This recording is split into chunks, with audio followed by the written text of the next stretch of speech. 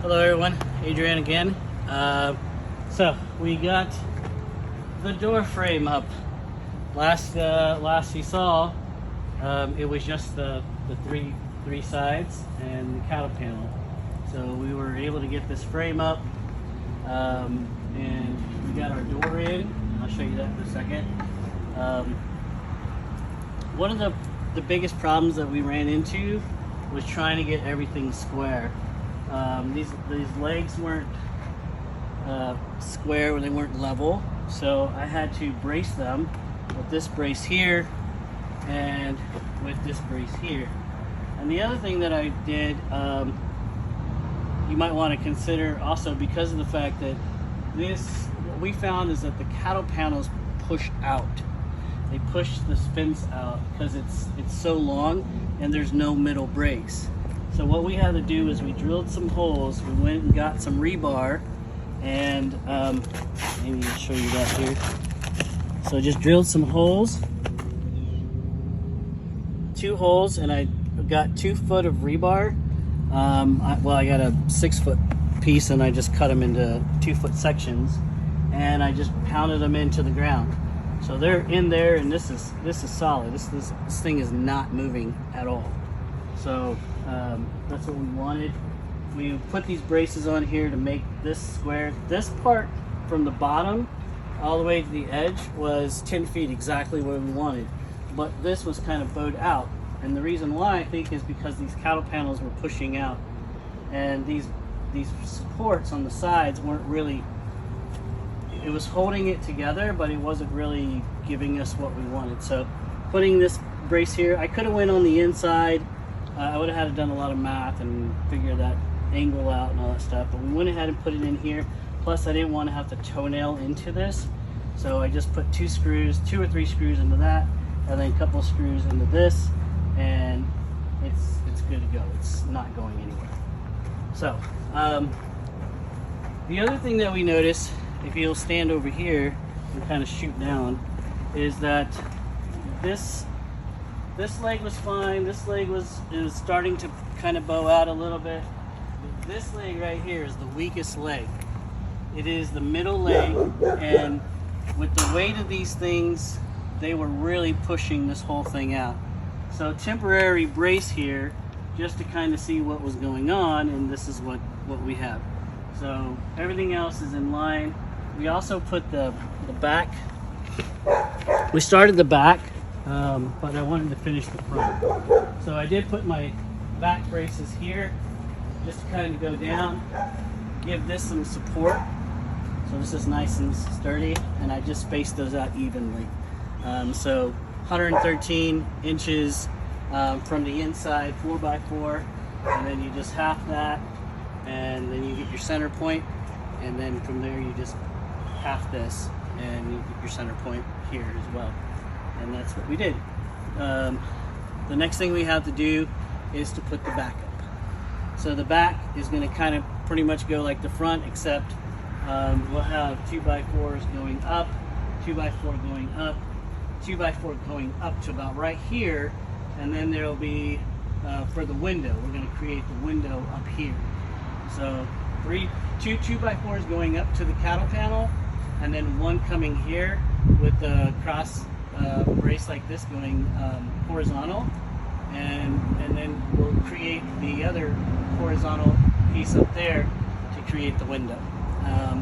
And then that window, the way it's going to work is there'll be plastic on the outside, maybe a screen, I don't know. If we want to just, like in the summertime, we don't want the plastic on or something, we can just take the plastic out and the screen will be on it, and so then it'll still provide that airflow, or we'll just leave it plastic, and then we'll have some type of system to where we can kind of push the window out and up, and then kind of latch it, or maybe have a little bird's beak on the end of it so it can just kind of sit there, or we'll figure something out. I know some people have used like the stuff you use for like hatchbacks, the little gas operated levers, so that way you can just kind of open it and it'll open on its own. Those are great if there's not a whole lot of wind. wind might mess with it a little bit. So we're going to try to figure out a good system, maybe a pulley system. I thought maybe a pulley system would be good to kind of open it and then close it. So we'll figure that out when we get to that. But that's kind of what the back is for, or what we're going to do here in the back. I want to take you outside to show you how we did the cattle panels and some things that we learned doing that. I have a little bit of a hole here because the ground wasn't level, so I had, in order for my door to open, I had to, like, you know, make sure that the ground was level. So I'm not sure what I'm going to do with the rest of this. I may just kind of like leave this out and kind of coming down, so that way if it rains or whatever, water can just slide down this and away from the greenhouse. Yeah.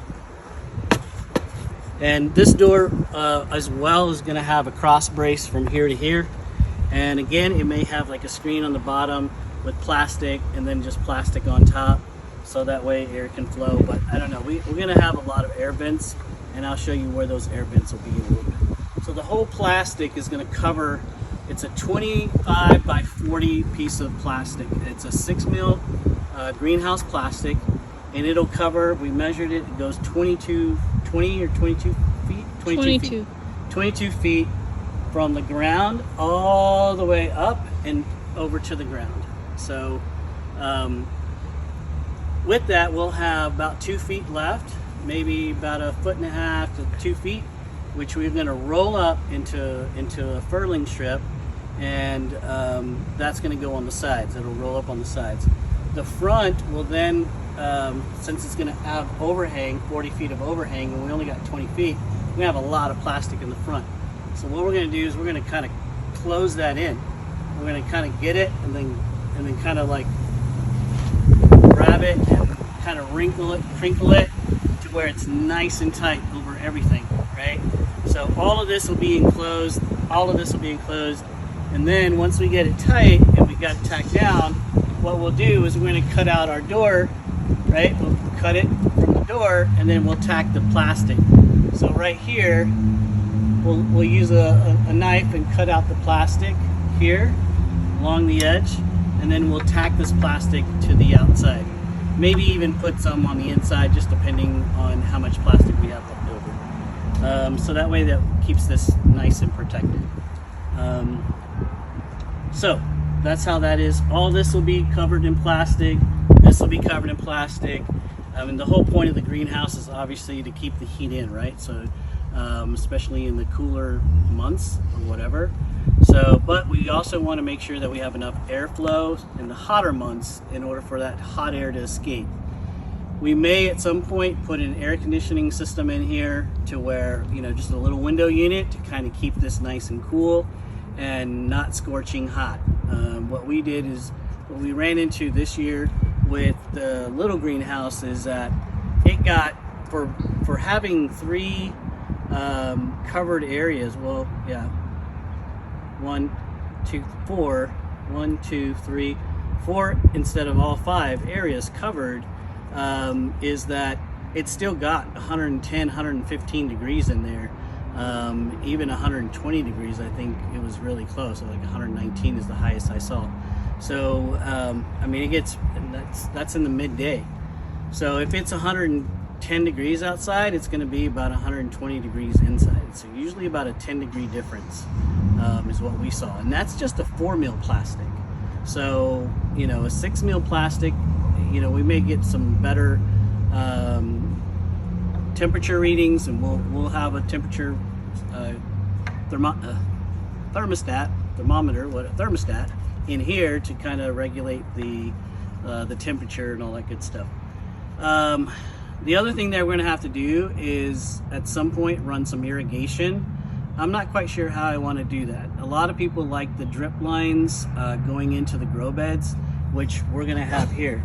We're going to have grow beds right here, along here, all here, and then to about right here. And then this part right here, we're going to either put a shelf or we're going to put a table, maybe a tiered shelf or something like that, so that way we can put our herbs and stuff over here. And then over here we can have all our vegetables. So, and then maybe, you know, a table slash shelf. I don't know, we'll figure it out. And then here we'll have the grow bed. The grow bed will go all the way here to the front. So nice grow bed. It's not gonna be up, it's gonna be down. So maybe we're gonna use some 2x10s to keep it down. And it's gonna give you about 10, maybe 12 feet or 12 inches of dirt, solid dirt in there. So right in here, there's nothing gonna grow into this because we're gonna mulch this. So we wanna mulch our netting down to keep this good and nice and protected. Also to help generate some heat in the greenhouse, especially in the cooler days. So that's kind of what we got going on inside, all right?